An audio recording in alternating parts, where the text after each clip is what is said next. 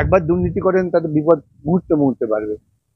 কিন্তু এই মমতায় লালন পালনে কিছু জিহাদি তৈরি হয়েছে যাদের সঙ্গে জামায়াতে ইসলামের মৌলবাদী সংগঠনের যোগ আছে। নমস্কার দর্শক, আমি রোজিনা রয়েছি আপনাদের সঙ্গে। এসএসসি আজকে লিস্ট প্রকাশ করবে, বলছি এই যে লিস্ট, এসএসসি এত দিন পর লিস্ট প্রকাশ যদি করবে, এসএসসির কাছে যদি ওএমআর এর যোগ্য তালিকা রয়েছে, তাহলে কেন high court, supreme court, Bikash Ranjan ভট্টাচার্যদেরকেও যেতে হলো, কেন সরকারও গেল জনগণের কোটি কোটি টাকা খরচা করে? আমাদের প্রশ্ন তো এখানে, আপনারা আগে কেন প্রকাশ করলেন না? যদি প্রকাশই করবেন সন্ধ্যে 6টার মধ্যে, এরকমই জানা যাচ্ছে। স্যার বলছি কেন আগে হলো না? কি করে বলবো, সেটা ওরা বলতে পারবে কেন আগে হলো না। ওরা ভেবেছিল আমরা দুর্নীতি করেছি, পার পেয়ে যাব, ওরা ধরা পড়ে যাবে, সেটা বুঝতে পারেনি। এখন যেই ধরা পড়ে গেছে সেই জন্য আমাকে গালমন্দ করছে, এই আর কি। আমি বলছি স্যার, লিস্ট প্রকাশ করবে, আবারও কি একটা অন্যরকম ছক এই লিস্টের মধ্যে? আগে প্রকাশ তো করুক, প্রকাশ করবো করবো কিছু প্রকাশ করুক, তারপরেই খেলাটা জমবে। আজকে কন্টেম্প অফ কোর্ট আপনারা যেটা বলছেন, যেটা হয়েছে, সেখানে কি আজকে লিস্ট প্রকাশ করবে এরকম কোনো হাইকোর্টে তথ্য দিয়েছিল, বলেছিল? বরং উল্টো কথাই বলেছে। যখন বিচারপতিরা জিজ্ঞাসা করলেন এসএসসি চেয়ারম্যানের উকিলকে, চেয়ারম্যানের উকিল বললেন এসএসসি চেয়ারম্যান বলেছেন এ নিয়ে তো সুপ্রিম কোর্ট কোনো নির্দেশ দেয়নি। বিচারপতিরা হা করে গেলেন এবং বললেন তাদের আইনজীবীকে ভালো করে খোঁজখবর নিয়ে আসুন, কি ব্যবস্থা নেওয়ার আমরা নেবো মানে লিস্ট প্রকাশের ব্যাপারে, ওএমআর শিট পাবলিকের করার ব্যাপারে। ওএমআর শিট তো নেই নেই নেই, সিবিআই উদ্ধার করেছে, আমরা এতদিন শুনে আসছি। তাহলে এটা কোন গল্প? সেই গল্পটা ওরা বার করুক, গল্পটা শোনা আছে, গল্পটা লিখিত বেরোক, তখন আমরা বলতে পারবো। প্রাপ্ত বসু বলেছেন পরিষ্কার করে আজকে বার করবেন, এসএসসি চেয়ারম্যানও ছিলেন, দুজনে একসাথে প্রেস কনফারেন্স করে বলেছে। বার করতে ভালোই হয়, আমরা তো কবে থেকে চাইছি বার করে দিন না, তারপর তো লিস্টে যারা আছে নেই তারা বুঝে নেবে, আমাদের তো কিছু করার নেই। ওরা ম্যানেজ করার চেষ্টা করছে, না কিছুই না। এর পেছনে কত টাকা পয়সা খেল হচ্ছে সেটা খোঁজ করে দেখি। মানে এই লিস্টের পিছনে কি হতে পারে? আপনারা তো দীর্ঘদিন স্যার লিস্ট বেরোবে, ওদের রাজ্য সরকারকে বলতে হবে যে এ লিস্টে সবাই দুর্নীতির সঙ্গে সরাসরি যুক্ত, বি লিস্টের সবাই দুর্নীতির সঙ্গে সরাসরি যুক্ত নয়। তো দুর্নীতিমূলক এটা তো স্বীকার করতে হবে। গোটা লিস্টটাই দুর্নীতিপূর্ণ, তার মধ্যে কেউ কেউ সরাসরি, যাকে আমরা বলি চুরি করতে সে বামাল ধরা পড়েছে, আর কেউ কেউ বামাল ধরা পড়েনি, এছাড়া তো আর কিছু পার্থক্য নেই। আমার কাছে একটা কথা, রাজ্য সরকার তো সুপ্রিম কোর্টে যেটা হলো স্যার, তারা তো 31শে ডিসেম্বর লাস্ট চাকরির ডেট নিয়েই নিল সবার। তাহলে এখন লিস্ট দিয়ে লিস্ট না দিয়ে, মানে কি বিষয়টা এত জটিল হচ্ছে কেন? আমি ওরা যে লিস্টটা দেবে, যেখানে বলবে যে এরা সরাসরি প্রত্যক্ষভাবে দুর্নীতির সঙ্গে যুক্ত নয়, তারা 31শে ডিসেম্বর পর্যন্ত কাজ করতে পারবে, তারা বেতন পাবে এই 4-5 মাস, এই তো। আমি বলছি তার মানে 31শে ডিসেম্বর পর্যন্ত চাকরি রাখার জন্য এটা লিস্ট, তাদের পার্মানেন্ট চাকরি থাকার জন্য এই লিস্ট নয়। সুপ্রিম কোর্টে তোরা ঘাড় নিচু করে বলে এসছে যে 31শে ডিসেম্বরই শেষ, নতুন কি বলবে? মানে 31শে ডিসেম্বর এই শিক্ষক থেকে 26,000-এর ভবিষ্যৎ। না না, 26,000-এর মধ্যে তো ধরুন 20,000-এর ভবিষ্যৎ ঠিক হয়ে গেছে, তাদের চাকরি নেই। 26 গ্রুপ সি আর ডি এবং যারা সরাসরি, যাদের ব্রাত্যবাবু অশিক্ষক কর্মচারী, আর যাদের ব্রাত্যবাবুরা বলবেন যে এদের থেকে আমরা সরাসরি টাকা নিয়েছি, তারা আউট। আর যাদের থেকে বলবেন সরাসরি টাকা নিইনি, সে কজন থাকবে, সেই সংখ্যাটা ওদের বলতে হবে।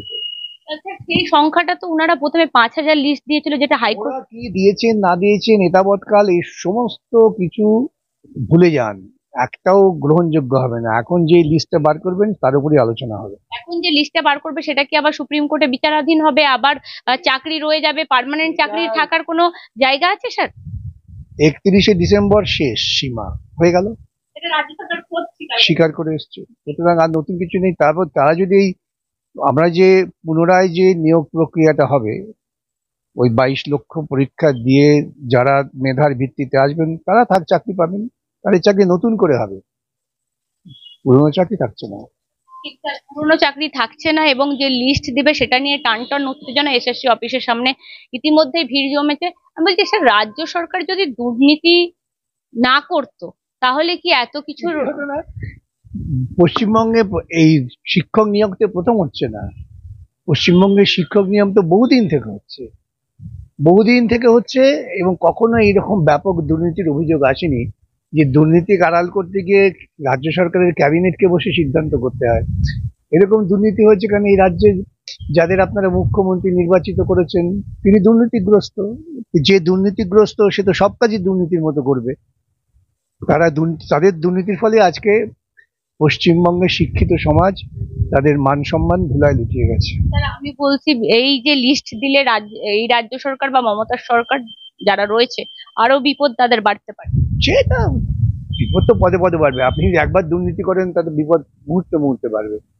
কেন এই লিস্টটা বেরোলে ওই তখন তো একদল বলবে যে না আরো দুর্নীতিগ্রস্ত আছে, তখন কি হবে? তখন মানে 22 লক্ষের আরো চেপে ধরতে পারে। নিশ্চয়ই সম্ভাবনা আছে। একদম। আর স্যার আরেকটা জিনিস, মুখ্যমন্ত্রী এই মুহূর্তে দাঁড়িয়ে শিলান্যাস করছেন তাপবিদ্যুৎ কেন্দ্রে, সেখানে বামকে যথেষ্ট আক্রমণ করছেন।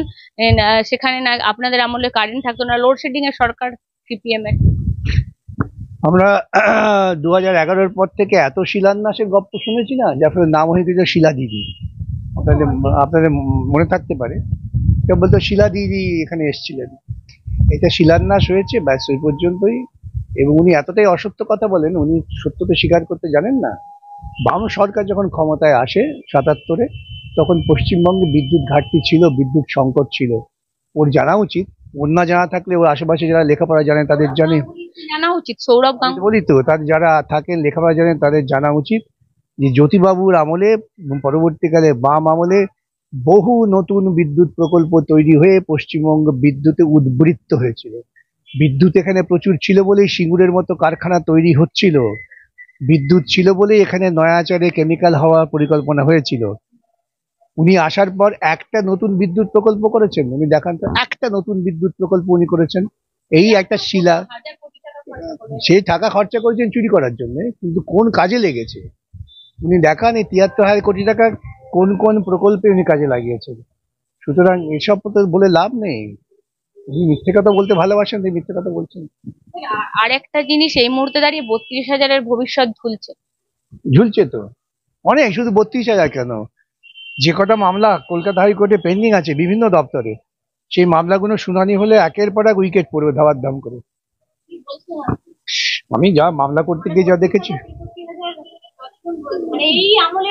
এই আমলে যাদের নিয়োগ হয়েছে তাদের অধিকাংশ নিয়োগ হয়েছে দুর্নীতির মধ্যে দিয়ে।